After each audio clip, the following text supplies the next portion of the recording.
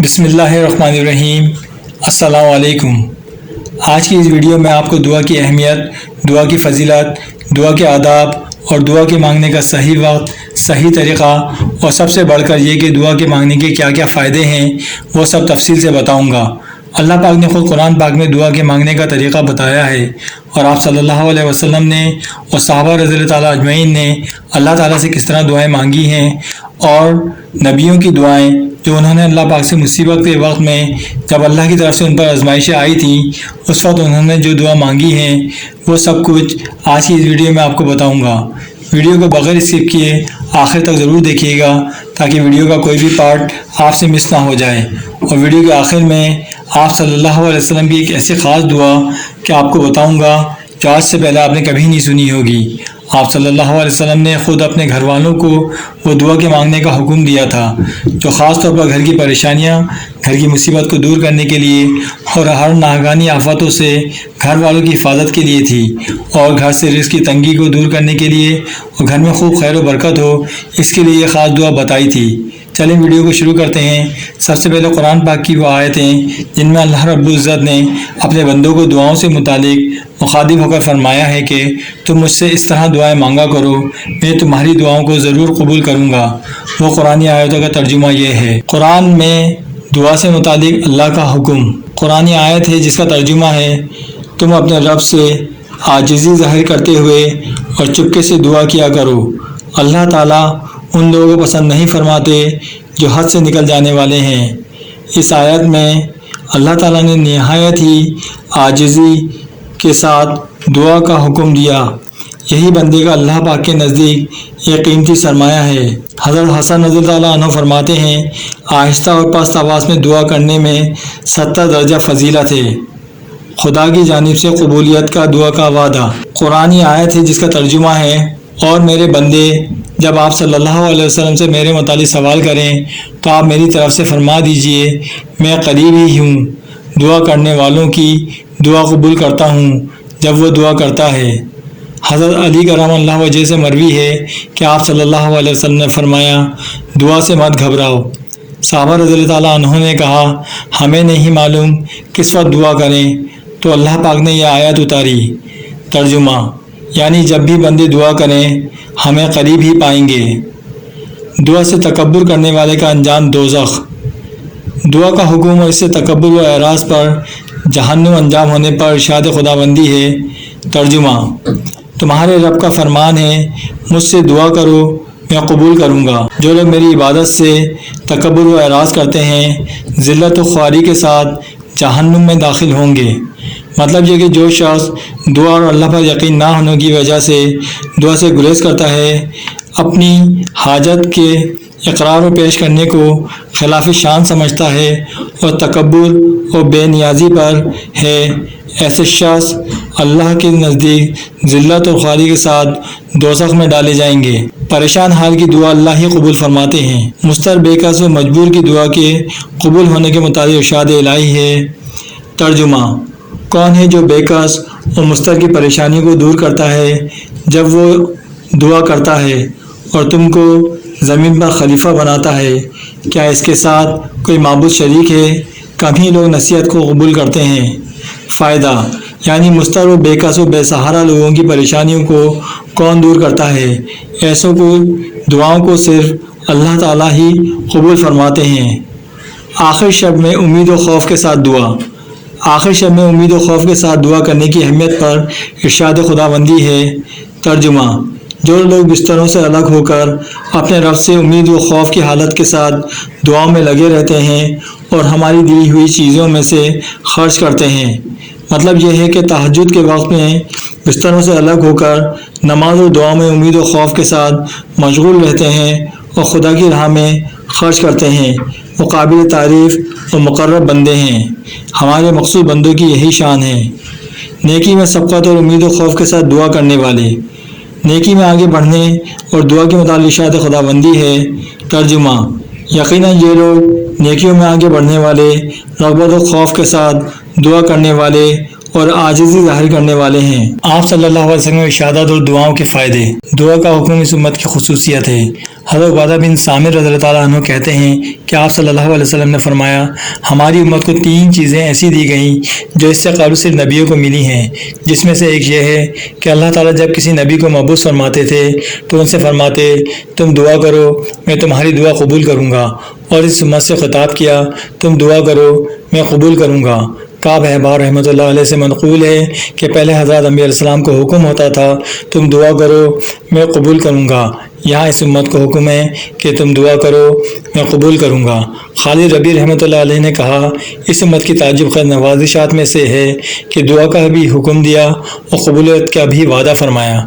دعا تقدیر کو بدل دیتی ہے۔ حضرت انس رضی اللہ تعالیٰ عنہ سے روایت ہے کہ آپ صلی اللہ علیہ وسلم نے فرمایا، دعا تقدیر کو بدل دیتی ہے۔ حضرت سلمان فارسی رضی اللہ تعالیٰ عنہ سے مروی ہے کہ آپ صلی اللہ علیہ وسلم نے فرمایا، تقدیر نہیں بدل سکتی مگر دعا سے، اور عمر میں زیادتی نہیں ہو سکتی مگر نیکی سے۔ حضرت سبحان رضی اللہ تعالیٰ عنہ سے روایت ہے کہ آپ صلی اللہ علیہ وسلم نے فرمایا، تقدیر نہیں ٹل سکتی مگر دعا سے، دعا عبادت کا مغز ہے۔ حضرت انس رضی اللہ تعالیٰ عنہ سے مروی ہے کہ رسول پاک صلی اللہ علیہ وسلم نے فرمایا، دعا عبادت کا مغز ہے، دعا نصف عبادت ہے۔ حضرت انس رضی اللہ عنہ سے مروی ہے کہ آپ صلی اللہ علیہ وسلم نے فرمایا، تمام نیکی کا اعمال نصف عبادت ہے۔ جب اللہ پاک کسی کے ساتھ بھلائی کا ارادہ فرماتے ہیں تو اس کے دل کو دعا میں لگا دیتے ہیں۔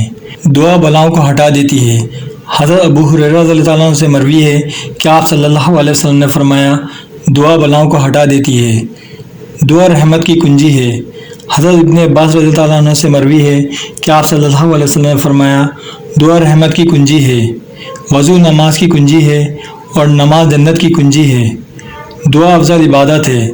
حضرت ابن عباس رضی اللہ عنہ سے روایت ہے کہ آپ صلی اللہ علیہ وسلم نے فرمایا، افضل عبادت دعا ہے، دعا مومن کا ہتھیار ہے۔ حضرت ابو ہریرہ رضی اللہ عنہ سے مروی ہے کہ رسول پاک صلی اللہ علیہ وسلم نے فرمایا، دعا مومن کا ہتھیار ہے، دین کا ستون ہے، آسمان اور زمین کا نور ہے۔ دعا گمان کے اعتبار سے ہے۔ حضرت ابو ہریرہ رضی اللہ عنہ سے مروی ہے کہ آپ صلی اللہ علیہ وسلم نے فرمایا، اللہ تبارک و تعالیٰ فرماتے ہیں، میں اپنے بندوں کے گمان کے متعلق ہوں جب وہ دعا کریں، دعا کرنے والا کبھی برباد نہیں ہوتا۔ حضرت انس رضی اللہ عنہ سے مروی ہے کہ رسول پاک صلی اللہ علیہ وسلم نے فرمایا، دعا سے عاجز مت بنو، اسے مت چھوڑو، کہ اللہ تعالیٰ نے کسی کو دعا کے ساتھ ہلاک نہیں کیا۔ فائدہ، دعا کرنے والا مصائب و پریشانی سے بچا رہتا ہے۔ دعا کرنے والے پر رحمت کے دروازے کھل گئے۔ حضرت ابن عمر رضی اللہ عنہ سے روایت ہے کہ رسول پاک صلی اللہ علیہ وسلم نے فرمایا، جس پر دعا کے دروازے کھل گئے اس پر رحمت کے دروازے کھل گئے، اور اللہ سے مانگی ہوئی چیزوں میں عافیت سے بہتر کوئی چیز نہیں۔ فائدہ، اس سے معلوم ہوا کہ دعا کا زیادہ کرنا زیادتی رحمت کا باعث ہے۔ جو لوگ دعا میں زیادہ مشغول رہتے ہیں قابل تعریف ہیں۔ دعا نازل اور غیر نازل دونوں مصائب کے لیے نفع بخش ہے۔ حضرت ابن عمر رضی اللہ عنہ سے منقول ہے کہ آپ صلی اللہ علیہ وسلم نے فرمایا، دعا نازل شدہ مصائب اور غیر نازل شدہ مصائب کے لیے نفع بخش ہے، پس اے اللہ کے بندو تم پر دعا لازم ہے۔ حضرت عائشہ رضی اللہ تعالیٰ عنہ فرماتی ہیں کہ آپ صلی اللہ علیہ وسلم نے فرمایا، دعا نازل اور غیر نازل شدہ دونوں مصائب میں نفع بخش ہے، اللہ کے بندو عاجز مت بنو۔ فائدہ، جو مصیبت نازل نہیں ہوئی وہ دعا سے رک سکتی ہے، جو نازل ہو چکی ہے اس میں صبر و تخفیف یا ازالہ کی صورت پیدا ہو سکتی ہے، اس لیے دعا کبھی نہ چھوڑنے کو نفع ہی نفع ہے۔ بندے کی دعا پر اللہ کا اثر۔ حضرت سلمان فارسی رضی اللہ تعالیٰ عنہ فرماتے ہیں کہ اللہ تعالیٰ کریم حیا کرنے والے ہیں، جب بندہ اس کی طرف ہاتھ اٹھاتا ہے تو اسے دونوں ہاتھوں کو خالی نامراد واپس کرنے میں شرم آتی ہے۔ فائدہ، افسوس کہ ہم پھر بھی دعا نہیں کرتے، اس کے کرم پر قربان کہ وہ بندوں سے شرمائے اور بندہ لحاظ نہ کرے۔ دعا نجات اور فرادانی رزق کا باعث ہے۔ حضرت جابر رضی اللہ عنہ سے مروی ہے کہ رسول پاک صلی اللہ علیہ وسلم نے فرمایا، میں تم کو ایسی چیز نہ بتاؤں جو تم کو تمہارے دشمن سے نجات دے اور تم پر رزق کی فرادانی کرے کہ تم شب و روز دعا میں لگے رہو۔ دعا مومن کا ہتھیار ہے۔ دعا کا چھوڑ دینا گناہ ہے۔ حضرت ابو سعید خدری رضی اللہ تعالیٰ عنہ فرماتے ہیں کہ میں نے نبی پاک صلی اللہ علیہ وسلم کو یہ فرماتے ہوئے سنا کہ دعا چھوڑنا گناہ ہے، عاجز کون ہے؟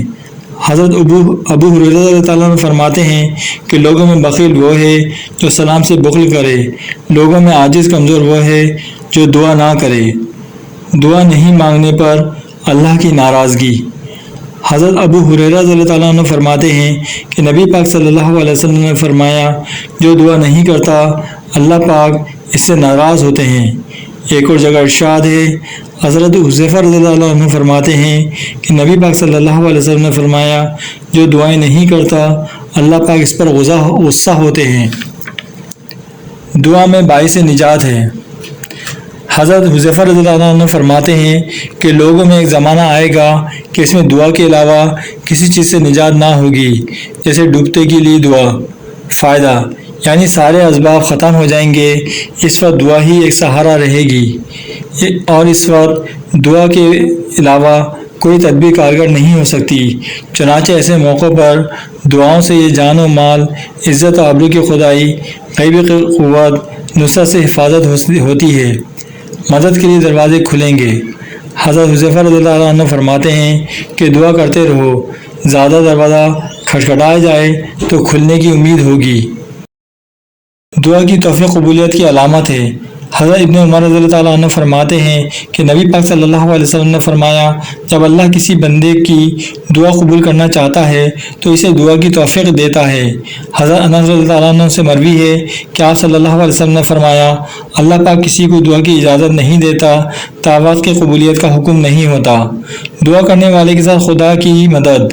حضرت ابو ہریرہ رضی اللہ تعالیٰ عنہ فرماتے ہیں کہ آپ صلی اللہ علیہ وسلم نے فرمایا میں بندے کے ساتھ ہوتا ہوں جب وہ دعا کرتا ہے، اللہ تعالیٰ کو دعا پسند ہے۔ حضرت عبداللہ بن مسعود رضی اللہ عنہ سے مروی ہے کہ آپ صلی اللہ علیہ وسلم نے فرمایا اللہ تعالیٰ سے اس کا فضل مانگو، اللہ پاک چاہتا ہے کہ بندہ اس سے مانگے۔ دعا باعث کرم ہے۔ حضرت ابو ہریرہ رضی اللہ تعالیٰ عنہ سے مروی ہے کہ آپ صلی اللہ علیہ وسلم نے فرمایا اللہ تعالیٰ پر دعا سے زیادہ کوئی شے باعث کرم نہیں۔ خوشحالی میں دعا کا حکم۔ حضرت ابو ہریرہ رضی اللہ تعالیٰ عنہ سے مروی ہے کہ آپ صلی اللہ علیہ وسلم نے فرمایا جو مصائب و پریشانی کے موقع پر دعا کے قبول ہونے کا خواہش مند ہو اسے چاہیے کہ وہ خوشحالی میں دعا کرے۔ بلاؤں کو دفاع دعا سے کرو۔ حضرت حسن رضی اللہ عنہ سے مروی ہے کہ آپ صلی اللہ علیہ وسلم نے فرمایا مال کی حفاظت زکوٰۃ سے کرو، بیماریوں کا علاج صدقے سے کرو، مصائب و پریشانیوں کا دفاع دعاؤں سے کرو۔ ایک اور جگہ ارشاد ہے، حضرت عائشہ رضی اللہ عنہ سے مروی ہے کہ آپ صلی اللہ علیہ وسلم نے فرمایا دعا نجات دیتی ہے اس مصیبت سے جو اتر چکی ہو اور اس سے بھی جو ابھی نہیں اتری ہے، اور وہ بلا اترتی ہے تو دعا اس سے جا ملتی ہے، پھر دونوں لڑتی ہیں اور جھگڑنا قیامت تک چلتا رہتا ہے۔ فائدہ یعنی جو بلا و مصیبت اترنا چاہتی ہے دعا اسے روکتی ہے اور بلا اس کا مقابلہ کرتی ہے۔ اس طرح دعا قیامت تک بلا کو روکے رکھتی ہے، اسے اترنے نہیں دیتی۔ ہر چیز کی دعا کا حکم۔ حضرت انس رضی اللہ تعالیٰ عنہ سے روایت ہے کہ نبی پاک صلی اللہ علیہ وسلم نے فرمایا ہر حاجت تم اللہ تعالیٰ سے مانگو، یہاں تک کہ جوتے کا تسمہ ٹوٹ جائے اسے بھی مانگو، یہاں تک کہ نمک بھی مانگو۔ فائدہ یعنی معمولی سے معمولی ضرورت بھی ہو تو اللہ ہی سے مانگو، اس میں کوئی شرم و حیا کی بات نہیں۔ مومن کی دعا پر فرشتوں کا آمین کہنا۔ حضرت ام سلمہ رضی اللہ تعالیٰ عنہ فرماتی ہیں کہ مومن کی دعا پر فرشتے آمین کہتے ہیں۔ فائدہ ان کی آمین سے مومن کی دعا قبول ہوگی، اس سے مومن کی دعا کی اہمیت کا پتہ چلتا ہے، لہذا کوئی شر وغیرہ کی دعا نہ کرے کہ ہلاکت و پریشانی کا باعث ہو۔ غائبانہ دعا۔ حضرت انس رضی اللہ تعالیٰ عنہ سے مروی ہے کہ آپ صلی اللہ علیہ وسلم نے ارشاد فرمایا جب کوئی اپنے بھائی کے لیے غائبانہ دعا کرتا ہے تو ملائکہ آمین کہتے ہیں اور کہتے ہیں تیرے لیے بھی اسی طرح ہو۔ حضرت ابو درداء رضی اللہ تعالیٰ عنہ کے داماد حضرت صفوان کہتے ہیں کہ میں ان کے پاس ملک شام گیا دردہ رضی اللہ تعالیٰ عنہ تو گھر پر موجود تھیں، مگر ابو دردہ رضی اللہ تعالیٰ عنہ گھر پر موجود نہ تھے۔ وہ کہنے لگیں ہمارے لیے دعا خیر کرنا، کیونکہ حضور پاک صلی اللہ علیہ وسلم فرماتے تھے مرد مسلمان کی وہ دعا جو اپنے بھائی کے لیے غائبانہ کرتا ہے ضرور قبول ہوتی ہے۔ ایک فرشتہ مقرر رہتا ہے جب وہ اپنے بھائی کے لیے دعا خیر کرتا ہے تو فرشتہ آمین کہتا ہے اور یہ کہتا ہے اور یہ تیرے لیے بھی بھلائی ہو۔ دعا پر اللہ تعالیٰ کا لبیک کہنا۔ حضرت عائشہ رضی اللہ تعالیٰ عنہ سے مروی ہے جب بندہ کہتا ہے یا رب تو اللہ تعالیٰ فرماتے ہیں حاضر ہوں میرے بندے، مانگ دیا جائے گا۔ پہلے اپنے لیے دعا کرنا۔ حضرت عائشہ رضی اللہ تعالیٰ عنہ روایت کرتی ہیں کہ بہترین دعا آدمی کی اپنے حق میں دعا کرنا ہے۔ حضرت ابن بن کعب رضی اللہ تعالیٰ عنہ فرماتے ہیں کہ رسول پاک صلی اللہ علیہ وسلم نے جب کسی کے لیے دعا کرتے تو اپنی ذات سے دعا شروع کرتے، یعنی پہلے اپنے لیے دعا کرتے۔ پس ایک دن حضرت موسیٰ علیہ السلام کا ذکر ہوا تو آپ صلی اللہ علیہ وسلم نے فرمایا اللہ تعالیٰ ہم پر رحم فرمائے اور حضرت موسیٰ علیہ السلام پر بھی۔ حضرت ابی بن کعب رضی اللہ عنہ فرماتے ہیں کہ رسول پاک صلی اللہ علیہ وسلم جب کسی کے لیے دعا فرماتے تو اولاً اپنے لیے دعا فرماتے۔ فائدہ: چنانچہ دعا کی یہی ترتیب ہے کہ پہلے اپنے حق میں دعا مانگیں۔ حضرت عائشہ رضی اللہ عنہ فرماتی ہیں کہ آپ صلی اللہ علیہ وسلم سے پوچھا گیا کہ افضل ترین دعا کون سی ہے؟ آپ صلی اللہ علیہ وسلم نے فرمایا آدمی کی دعا اپنے لیے۔ جنت فردوس کی دعا۔ حضرت انس رضی اللہ عنہ سے مروی ہے کہ آپ صلی اللہ علیہ وسلم نے فرمایا جب تم جنت کی دعا مانگو تو جنت فردوس کی دعا مانگو۔ فائدہ: جب اللہ پاک سے مانگیں خوب اچھی چیز مانگیں، اچھی طرح مانگیں، اس لیے کہ اسے دینے میں کوئی نقصان نہیں، نہ وہ بخیل ہے، تو خوب مانگیں اور بہتر سے بہتر مانگیں۔ جنت فردوس جنت کا سب سے عمدہ اور اونچا طبقہ ہے۔ دعا کرنے والے پر جنت کے دروازے کھل گئے۔ حضرت ابن عمر رضی اللہ عنہ فرماتے ہیں کہ رسول پاک صلی اللہ علیہ وسلم نے فرمایا جس کے لیے دعا کے دروازے کھل گئے اس کے لیے جنت کے دروازے کھل گئے۔ مغفرت سے بہتر کوئی دعا نہیں۔ حضرت فصل بن سور رحمۃ اللہ علیہ ایک صحابی رضی اللہ تعالیٰ عنہ سے روایت کرتے ہیں کہ آپ صلی اللہ علیہ وسلم نے فرمایا اللہ تعالیٰ سے دعا کرنے والوں کے لیے مغفرت سے بڑھ کر کوئی دعا نہیں۔ فائدہ: ظاہر ہے کہ بندے کے لیے معافی اور نجات سے بڑھ کر اور کیا دولت ہو سکتی ہے۔ ایمان کے بعد عافیت سے بڑھ کر کوئی سوال نہیں۔ حضرت ابو بکر صدیق رضی اللہ تعالیٰ عنہ فرماتے ہیں کہ نبی پاک صلی اللہ علیہ وسلم نے فرمایا اخلاص ایمان کے بعد عافیت سے بڑھ کر کوئی سوال نہیں، پس اللہ تعالیٰ سے عافیت کا سوال کرتے رہو۔ دعائے برکت کی درخواست۔ حضرت ابو ہریرہ رضی اللہ تعالیٰ عنہ سے مروی ہے کہ میں آپ صلی اللہ علیہ وسلم کی خدمت میں چند کھجور لے کر حاضر ہوا اور عرض کیا اس میں برکت کی دعا فرما دیجئے۔ چنانچہ آپ صلی اللہ علیہ وسلم نے اسے اپنے ساتھ ملایا اور برکت کی دعا دی اور فرمایا لو اسے اپنے توشے دان میں ڈال رکھ لو، جب نکالنے کا ارادہ کرو تو ہاتھ ڈال کر نکالو، اسے انڈیلو مت۔ چنانچہ میں اسے خوب اللہ تعالیٰ کے راستے میں دیتا رہا اور کھاتا اور کھلاتا رہا اور کبھی اسے کمر سے جدا نہ کرتا۔ فائدہ: اس سے معلوم ہوا کہ چیز میں خواہ مال ہو یا دیگر اشیاء اللہ اس میں برکت ڈال دیتے ہیں۔ اب میں آپ کو ایسی دعا بتاؤں گا جس دعا کو سننے کے بعد فرشتے بھی کانپ جائیں۔ یہ دعا محمد بن ادریس خوارزمی رحمۃ اللہ علیہ کی ہے۔ جو شخص روزانہ اپنی دعاؤں میں اس دعا کو شامل کر لے تو انشاءاللہ اس کی دعا ضرور قبول ہوگی۔ وہ دعا یہ ہے۔ اب میں آپ کو ان اوقات کے بارے میں بتاتا ہوں جن اوقات میں اللہ رب العزت دعاؤں کو قبول کرتے ہیں۔ دعاؤں کی قبولیت کا وقت۔ نمبر 1 ماہ رمضان میں، نمبر 2 سحری کے وقت، نمبر 3 افطار کے وقت، نمبر 4 شب قدر میں، نمبر 5 شب جمعہ کے وقت، نمبر 6 جمعے کے دن زوال سے لے کر غروب تک، نمبر 7 تہجد کے وقت، نمبر 8 اذان کے وقت، نمبر 9 فرض نماز کے بعد، نمبر 10 سجدے میں، نمبر 11 قرآن پاک کی تلاوت کے بعد، نمبر 12 سورہ انعام میں جہاں 2 لفظ अल्लाह का ज़िक्र है इन दोनों के बीच में। नंबर 13 बारिश के वक्त। नंबर 14 अरफा के दिन। और नंबर 15 ज़मज़म पीते वक्त। और अब मैं आपको उन मकामात के बारे में बताता हूँ जहाँ दुआएं कबूल होती हैं। वो मकामात जहाँ दुआएं कबूल होती हैं। नंबर 1 तवाफ़ में। नंबर 2 मुल्तज़िम के पास। नंबर 3 मिज़ाब के नीचे। नंबर 4 काबे के अंदर।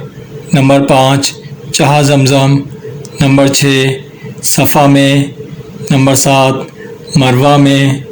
नंबर 8 सही में। नंबर 9 मुकाम इब्राहिम के पीछे। नंबर 10 अरफ़ात में। नंबर 11 मुज़दलिफ़ा में। और नंबर 12 मना में। अब मैं आपको उन चंद नबियों की दुआएं बताता हूँ जिन्होंने मुसीबत के वक्त में अल्लाह से दुआएं मांगी थीं। नबियों की दुआएं। हज़रत आदम अलैहिस्सलाम की दुआ, हज़रत इब्राहीम अलैहिस्सलाम की दुआ, हज़रत यूनुस अलैहिस्सलाम की दुआ, हज़रत मूसा अलैहिस्सलाम की दुआ। और वीडियो के आखिर में आप सल्लल्लाहु अलैहि वसल्लम की वो ख़ास दुआ जो आप सल्लल्लाहु अलैहि वसल्लम ने ख़ुद अपने घर वालों को इस दुआ के पढ़ने का हुक्म दिया। नबी करीम सल्लल्लाहु अलैहि वसल्लम के घर वालों पर जब भी किसी किस्म की तंगी पेश आती तो उनको नमाज का हुक्म फरमाते। जिस शख्स को कोई भी ज़रूरत पेश आए, दीनी हो या दुनियावी, इसका ताल्लुक़ मालिक मुल्क से हो या किसी आदमी से, इसको चाहिए कि बहुत अच्छी तरह वज़ू करे, फिर 2 रकात नमाज़ पढ़े, फिर अल्लाह जल्ल शानो की हम्द व सना करे, फिर दुरूद शरीफ पढ़े, इसके बाद ये दुआ पढ़े तो इंशाअल्लाह उसकी हाजत ज़रूर पूरी होगी। दुआ ये है। और दुनिया के तमाम मुसलमान मोमिनीन और मोमिनात के लिए वीडियो के आखिर में ये सब के लिए दुआ है। दुआ। ए अल्लाह, हम आजिज़ बंदे तेरी पाकी बयान करते हैं और तेरे आगे हाथ फैलाते हैं। ए अल्लाह, हमारे सगीरा कबीरा, छोटे बड़े, ज़ाहिर व बातिन, अगले पिछले सब गुनाहों को अपने फ़ज़्ल व करम से माफ़ फरमा दे। हमारी ख़ताओं से दरगुज़र फरमा। ए गफ़ूर रहीम, हमारे गुनाहों को माफ़ फरमा। ए अल्लाह, हम अपने गुनाहों पर शर्मिंदा हैं, हम सच्चे दिल से तौबा करते हैं, हमारी ख़ताओं को माफ़ फरमा दीजिए। ए अल्लाह, जो गुनाह जानकर किए हैं और जो अनजाने में हुए हैं, सबको अपने हबीब पाक सल्लल्लाहु अलैहि वसल्लम के और कुरान पाक के सदक़े में माफ़ फरमा दीजिए। ए अल्लाह, हमें निजात अता फरमा, तेरी माफ़ी बहुत बड़ी चीज़ है। ए अल्लाह, हमें रहमत के दामन में छुपा ले। ए अल्लाह, हमको भी तौबा की तौफ़ीक़ अता फरमा। ए माबूद बहक, तेरी इबादत में हमने जो कसूर किए हैं सबको माफ़ फरमा। ए अल्लाह, हम गुनाहगार हैं, ख़ताकार हैं, मगर फिर भी तुझसे माफ़ी के तलबगार हैं। ए अल्लाह, अगर तूने माफ़ ना किया तो हम किसके दर पर जाएंगे। ए अल्लाह, तेरा दर इस वक्त अब ना छोड़ेंगे जब तक हमें माफ़ी ना मिल जाए। ए अल्लाह, अगर तूने माफ़ ना किया तो हम तबाह और बर्बाद हो जाएंगे, हमको सिर्फ़ और सिर्फ निजात चाहिए। ए अल्लाह, अपने पाकीज़ा अब्र रहमत से हमारे गुनाहों के दाग व धब्बों को धो दीजिए। ए अल्लाह, हमारे दिलों को इखलास के साथ दीन की तरफ फेर दीजिए, हमको पक्का और सच्चा मुसलमान बना दीजिए। ए अल्लाह, हमको इस्लाम पर इस्तिक़ामत अता फरमा, हमारे कदमों को सिरात मुस्तकीम पर कायम रहने वाला बना दे, अपनी रज़ा पर राज़ी रहने की तौफ़ीक़ बख्श दीजिए। जब तक हम जिंदा हैं इस पाक और आली दीन पर कायम रहें। ए अल्लाह, हमसे राज़ी हो जा और हमको शैतान और नफ्स के शर से बचा, आइंदा इनके फ़रेब से बचा। ए अल्लाह, अपनी ख़ास रहमत नाजिल फरमा। ए अल्लाह, हमें रात और दिन के फितनों से बचा। ए अल्लाह, जिन और इंस के फितनों से बचा और हमें ज़िंदगी और मौत के फितनों से बचा। ए अल्लाह, हमें ईमान की इल्म की दौलत से माला माल कर दे। ए अल्लाह, गुमराहों को राह पर ले आ। ए अल्लाह, हमें ईमान के साथ और कलमे के साथ उठाइए। ए अल्लाह, हमें पाकीज़गी की हालत में मौत दीजिए। ए अल्लाह, हमें शहादत वाली मौत अता फरमा। ए अल्लाह, हमें नमाज की हालत में, रोज़े की हालत में, ईमान की हालत में मौत अता फरमा। ए अल्लाह, हमारी मौत को रहमत बनाना। ए अल्लाह, ہماری موت کی منزل آسان فرمانا، ہماری قبر کی منزل کو آسان بنانا، ہماری قبروں کو جنت کے باغوں میں سے ایک باغ بنانا۔ اے اللہ، ہماری قبروں کو جہنم کا گھڑا نہ بنانا، قبر کے کیڑے مکوڑوں سے بچانا، قبر کی تنگی سے بچانا۔ اے اللہ، منکر نکیر کے سوالوں کے وقت ثابت قدمی عطا فرمانا۔ اے اللہ، بیماروں کو شفا دے، کمزوروں کو قوت دے۔ اے اللہ، ہمیں جسمانی اور روحانی صحت عطا فرما۔ اے اللہ، ہر قسم کی بیماریوں سے بچا۔ اے اللہ، جو بیمار ہیں ان کو شفا دے۔ اے اللہ، اخلاص نصیب فرما، ہمارے دلوں سے حسد، بغض، کینے کو دور فرما۔ ہم کو دجال کے فتنے، موت کی سختی، قبر کے عذاب، قیامت کی گرمی اور جہنم کی آگ سے محفوظ فرما۔ اے اللہ، تنگ دستی، خوف، گھبراہٹ اور قرض کے بوجھ کو دور فرما۔ اے اللہ، بے روزگاروں کو حلال رزق عطا فرما، بے اولادوں کو نیک صالح اولاد نصیب فرما۔ اے اللہ، حلال روزی عطا فرما، ہمارے کاروبار میں اپنی رحمت سے برکت و ترقی عطا فرما۔ اے قدرت والے، ہماری ساری الجھنوں کو دور کر دے۔ جو لوگ رشتوں کے لیے پریشان ہیں ان کے جوڑ کے رشتے عطا فرما، ہماری تمام نیک مرادیں پوری فرما اور تمام مومنین اور مومنات کی بخشش و معافرت فرما۔ آمین۔ اللہ پاک مجھے بھی اور آپ کو بھی ان ساری دعاؤں کے مانگنے کی توفیق عطا فرمائے، اور اللہ پاک آپ صلی اللہ علیہ وسلم کے صدقے میں ہماری ساری دعاؤں کو قبول فرمائے۔ آمین ثم آمین۔ اگر آپ کو میری یہ ویڈیو پسند آئی ہو تو میری اس ویڈیو کو لائک کیجیے گا، شیئر کیجیے گا اور میرے اس چینل اسلامک ایمبیشن کو سبسکرائب بھی کیجیے گا۔ Thanks for watching. اللہ حافظ۔